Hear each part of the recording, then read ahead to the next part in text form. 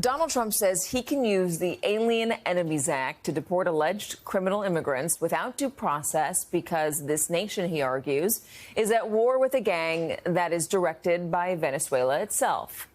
But much of his intelligence community says otherwise. According to a newly declassified internal memo obtained by NBC News, intelligence agencies did not think that there was credible evidence to support the allegation that President Nicolas Maduro controls Tren de Aragua. What's more, the IC believes Venezuelan authorities also see that gang as a national security threat. Joining us now, New York Times reporter Hamed Ali-Aziz, who covers the Department of Homeland Security and Immigration Policy, and MSNBC legal correspondent Lisa Rubin, who is back with us. So, Lisa, this internal memo is rejecting Donald Trump's premise. I will say the only dissenting agency was the FBI, but the others don't believe there is enough evidence, intelligence to support that Nicolas Maduro is in charge of this gang in any way. Correct. And the memo is really stark, Katie. I mean, I was writing down one of the sentences in it could not be more plain. The IC, meaning the intelligence community, has not observed the regime directing Tren de Aragua, including to push migrants to the United States. One of the fundamental principles of the March 15th proclamation that Trump signed is that Tren de Aragua is effectively state-sponsored and so tied to the Maduro regime that it constitutes something akin to a state invasion or declaration of war against the United States. This memo certainly undermines it from an intelligence community perspective. Hamed, they are still arguing, the White House is, that the evidence is there, and they are forcefully pointing, even though this IC memo says otherwise, to what the FBI believes. Explain their rationale. Yeah, there's a belief inside the administration that TDA continues to be directed by the Maduro regime.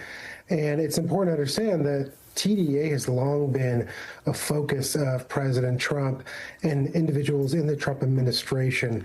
They discuss TDA relentlessly on the campaign trail, and they seem really focused on trying to deport as many alleged TDA members from the United States as possible.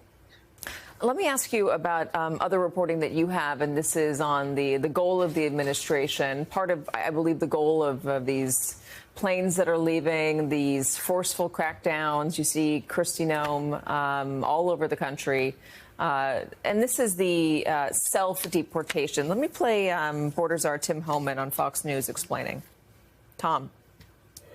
I think we're at about 7,000 have taken advantage of it, but it's now being pushed out in multimedia settings, especially in the Spanish language, getting the message out that, look, you can leave on your own. We can work with you and get you to leave, or we'll come find you and we'll remove you based on our schedule and our standards. Tom Homan there. All right. So do they actually believe that this is going to work, Hamed? I mean, that's a belief. This has been long a belief within some circles that you can push people to self-deport. And if you look at the numbers right now, the Trump administration has said they've deported around 140,000 people in the first few months. That obviously does not put them on pace to reach mass deportation levels. So when you have limited resources, limited detention, what can you do to help boost those numbers? The idea here is try to get people to leave voluntarily. And is part of that by making it appear as inhospitable, as aggressive, as mean, the immigration system as is currently being displayed? Well, the message is you can leave on your own accord. You can leave with a stipend. You can leave with a free flight, or ICE can show up at your door and arrest you. And when people see that there are these mass operations across the United States, they see the way the DHS secretary and others are talking about this plan to arrest people, they're hoping that people feel so uncomfortable that they decide to leave on their own accord. Lisa, the other bit of news is that there's another big case of a mistaken deportation. What is this?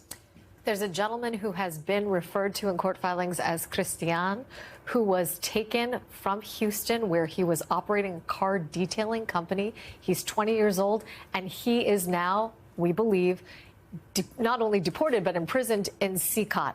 But his circumstances are different than Quimar Abrego Garcia's because, one, he was deported subject to the Alien Enemies Act, but He is also a covered class member of a prior settlement that the Trump administration entered into, whereby they agreed that any unaccompanied minor who came to the country wouldn't be deported until that person got an opportunity to have their asylum claim fully heard.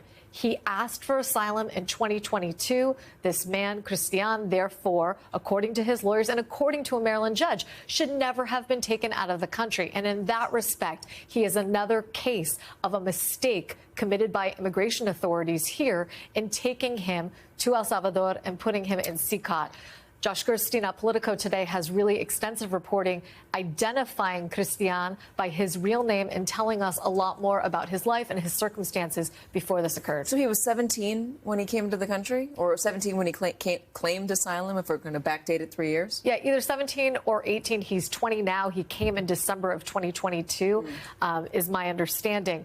But yes, he is no longer a minor. He was an unaccompanied minor. However, when he entered the country unlawfully, no one is contesting that, and he has had a couple of minor brushes with the law. The question is whether he is a member of Tren de Aragua, and his family maintains, as do his lawyers, that he is not and never has been. All right, Lisa Rubin, Hamed Ali Aziz, thank you very much.